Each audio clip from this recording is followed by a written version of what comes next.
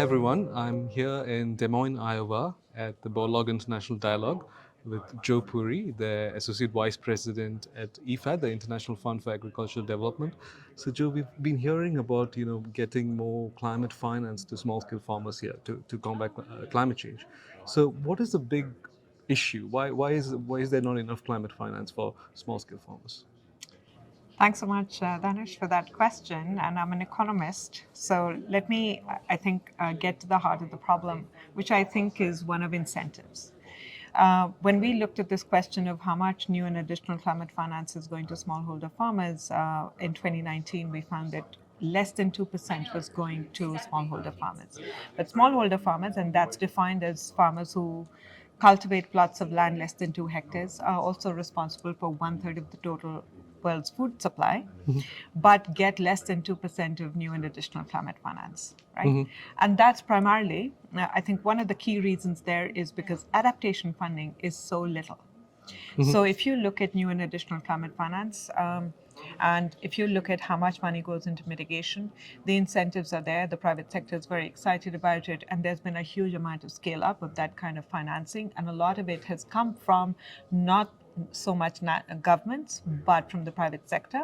And the last time we looked at it, for every $17 that were being raised for mitigation, there was $1 that was being raised for adaptation. So that, and given that smallholder farmers are really seen, and this is important, the distinction is that they're really seen as those that require more adaptation funding than mitigation funding.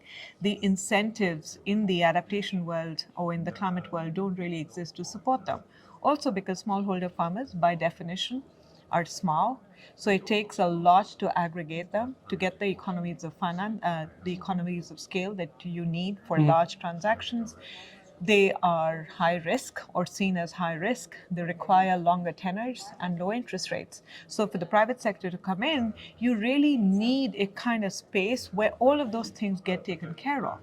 And you need to create a norm where actually investing in adaptation or in resilience is really seen as a public good. Right? Which we've seen in carbon finance, but not so much in adaptation. So if we turn that question around, so in an ideal world, how much resources are needed and how will it reach farmers? Because you explained the complexity of aggregation. So is an ideal scenario in your view? So there are so many answers to that question. Let me try and provide a couple of ideas, right? What this space really requires, I think, is some amount of innovation in terms of how we structure finance and how we bring in incentives and how we really close the gap. So currently, just to give you a sense of the scale of the problem, NDCs are showing us current adaptation gaps in developing countries, approximately 80 billion. Yeah, that's going to get to a 300 billion by 2030. That's lots, right? So, but it's not an insurmountable amount. So if the world really wanted to come together and sort of say, okay, we can do it, it's one of those problems that you can deal with. So now let's look at what would be required in terms of innovative financial structuring for small scale farmers. On one side, like I said, there is the problem of aggregation. But on the other side, you also need to create the incentives. So for generating what I would call resilience credits or monetizing resilience so that you and I actually realize that yes, not only are we generating a public good by investing in resilience, but we are also generating a social and environmental and climatic good by investing in resilience. And we are benefiting farmers who, because their debt burden is reducing, the governmental debt burden is also reducing. We are currently facing a world where the amount of indebtedness of countries is going up. And this is essentially going to go up and up, unfortunately. Global growth will go down to less than 4% next year. Yeah, it's already 4.2 or 4.3 this year. So this means that we've got to create, things such as trying to monetize the idea of resilience. It is possible because we now have measurement systems where we can, in a standardized way, understand the impact of every dollar on resilience. We've done that at IFAD. The world over, it's being done over and over again. So if you standardize it and if you scale it, you've got one possibility of really monetizing resilience. You've also got a lot of other innovations. one of the key things that really challenges, I think, companies from coming in is that adoption rates for new kinds of technologies, processes, etc., are really tough because adoption rates in the first 2 years are very low. So digressive insurance, that's one of the things that we are experimenting with and now have scaled up in West and Central Africa, which means that we recognize that insurance, for example, will not get picked up by a small scale farmer in the first year because premiums are high, basis risk is high, and small scale farmers don't want to take it. Basis risk is the difference between the loss that they encounter and the payout that they get once they have a weather event. So what we've done with digressive insurance is essentially say in the first year, 90% of the premium for insurance will be paid by us, but 10% by the farmer. Second year, it reduces to 70% and 30% by the farmer.